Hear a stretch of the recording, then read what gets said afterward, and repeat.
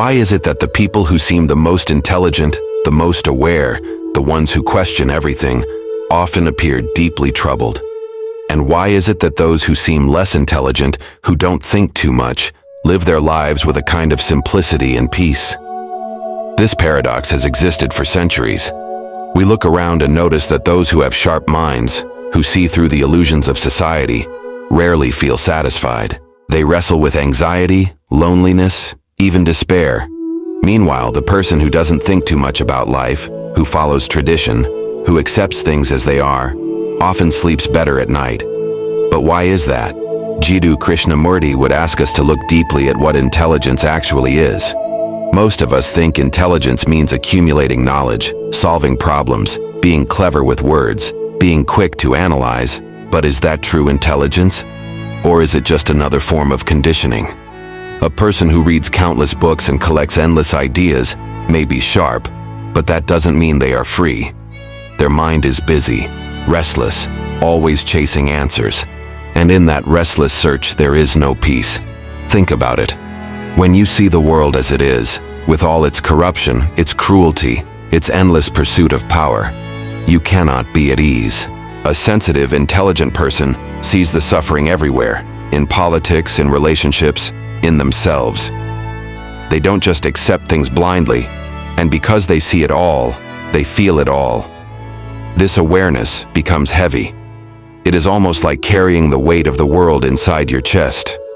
On the other hand, the so-called foolish person doesn't carry this burden. They are not asking deep questions about the meaning of life or why humans repeat the same mistakes. They are not concerned about inner freedom or the illusions of the self. They simply live as they are told to live. They work, they eat, they sleep, they gossip, they celebrate. They don't see the contradictions. They don't notice the deep falseness of society. And because they don't notice, they don't suffer from it. Their ignorance gives them comfort. But Krishnamurti reminds us that this comfort is not real peace. It is simply the sleep of the mind. To live without questioning is to live half alive. Yes, it may feel easy, but it is not true joy. It is more like being drugged, numb to life. So, while the so-called foolish may seem happy, their happiness is fragile. The moment life brings conflict, loss, or death, their shallow comfort collapses. The real question is, can an intelligent person, someone who sees deeply, also live in peace? Krishnamurti would say yes, but only if intelligence goes beyond thought. The misery of the intelligent comes when they live only in their intellect, only in constant analysis and comparison. The mind becomes its own prison, forever asking but never finding. But true intelligence is not just thinking. True intelligence is seeing clearly without distortion. It is observing life without judgment, without the endless chatter of the self. When the mind is silent, even for a moment, there is a different kind of clarity. It is not the dull comfort of ignorance, nor the restless misery of overthinking. It is something entirely different. It is awareness without struggle. In that state, peace is not something to achieve. It is simply there. So perhaps the reason intelligent people often seem unhappy is because they stop halfway. They use their intellect to question, but they don't go beyond it. They discover the false, but they don't know how to rest in the truth. They break away from illusions, but then they feel lost because they haven't discovered what lies beyond the illusions. It is like tearing down the walls of a prison, but being afraid to step outside into the open sky. And the so-called foolish? They remain inside the prison, decorating the walls, feeling comfortable in their ignorance. They mistake their comfort for happiness, but intelligence, if it goes beyond thought, can step outside. It can see life as it is, raw and unfiltered. In that seeing, there is a kind of freedom that no comfort can match. So maybe the real paradox is not between the intelligent and the foolish. The real paradox is within us. We are both, restless in our intelligence, and yet attached to the comfort of ignorance. To go beyond both is the challenge. To see clearly, to live fully without being crushed by the weight of thought or numbed by the escape of ignorance, that is where true peace begins. And that is the invitation Krishnamurti always gave. Don't settle for the shallow happiness of not knowing, and don't settle for the endless misery of overthinking. Look, observe, be still. Let the mind be free from its own noise. Then you will see that intelligence and peace are not enemies. In fact, they are one and the same. Now let's take this question even deeper. If intelligence can lead to restlessness and ignorance can lead to comfort, what do we truly seek as human beings? Do we want comfort or do we want truth? Most people, if they are honest, don't actually want truth. Truth is disturbing. Truth exposes our illusions. Truth shows us that much of what we cling to, our beliefs, our traditions, our ambitions, are fragile, temporary, and often false. The mind doesn't like that, so it runs back to comfort. It hides in entertainment, in religion, in success, in relationships. It hides in anything that can protect it from looking too deeply.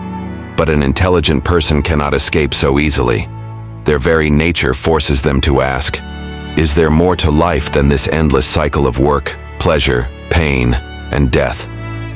They see that money cannot fill the emptiness, that relationships cannot remove loneliness, that success cannot guarantee peace. And so they question. But the danger is, they often get stuck in questioning. They analyze endlessly. They dissect every thought, every feeling, and soon they drown in their own intelligence. Krishnamurti warned us, thought has its place. It is useful for building technology, for learning skills, for navigating daily life. But thought cannot touch truth. Thought is always limited.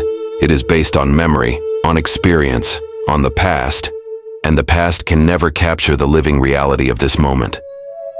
So when an intelligent person uses thought to try to find peace, they are doomed to be disappointed.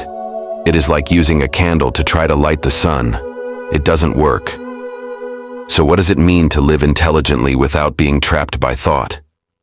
It means to observe, to see without judgment, to notice the rising and falling of emotions, the movements of desire, the patterns of fear, without trying to change them, without trying to escape. Just to see. Most of us don't really see. We interpret, we label, we resist. But true seeing is simple. It is quiet. Imagine sitting by a river. You don't control the flow. You don't tell the water where to go. You just watch it move. In the same way, you can watch your own mind, your own thoughts, without interfering. And when you do, something remarkable happens. The mind begins to quiet itself, not because you forced it, but because awareness itself has a calming effect. In that silence, intelligence is no longer restless. It is no longer a source of misery. It becomes the very ground of peace. And here lies the beauty. The so-called foolish person lives in peace only because they are unaware. Their peace is fragile, dependent on ignorance. The intelligent person can live in peace because they are fully aware. Their peace is unshakable because it is rooted in understanding, not in escape. Krishnamurti once said that to see the false as false and the true as true is the beginning of intelligence. Most people don't do that. They see the false, but they cling to it anyway. They know money won't bring happiness, but they still chase it.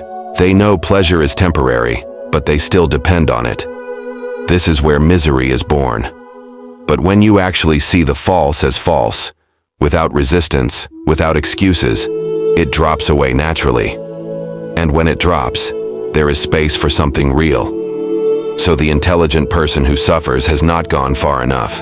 They have seen through the false, but they have not let go. They have exposed the illusions, but they still cling to them out of habit, out of fear. They are caught in between, no longer able to enjoy ignorance, but not yet free enough to rest in truth. That is why they are unhappy. The challenge, then, is to go all the way, not to stop halfway, not to settle for the comfort of ignorance, nor the misery of overthinking, but to step beyond both, to allow intelligence to be silent, to let awareness unfold without the interference of thought. And in that silence, you discover something extraordinary, peace that is not given by the world, and therefore cannot be taken away by the world. So maybe we should ask ourselves right now, are we living in ignorance, pretending to be happy? Or are we stuck in endless analysis, drowning in our intelligence? And is it possible to move beyond both? To simply be aware, without escape, without judgment? Because in that state of awareness, there is a joy that is not dependent on anything. It is not the joy of the foolish. It is not the misery of the restless. It is freedom. And freedom, Krishnamurti would remind us, is the essence of true intelligence. So the paradox is not really that the intelligent suffer and the foolish live in peace. The paradox is that most of us stop halfway. We either escape into ignorance, which gives us shallow comfort, or we drown in endless thought, which brings only restlessness. But there is another way. When intelligence goes beyond thought, when it is rooted in silence and direct awareness, it becomes freedom. That freedom is not the comfort of not knowing, nor the misery of constant analysis. It is the peace of seeing life as it truly is, without distortion, without resistance. And in that clarity, there is joy, not the fragile happiness of distraction, but the quiet strength of understanding. So perhaps the real question is not whether intelligence or ignorance brings peace. The real question is, are we willing to go beyond both, to live fully aware, and to discover a peace that nothing can destroy?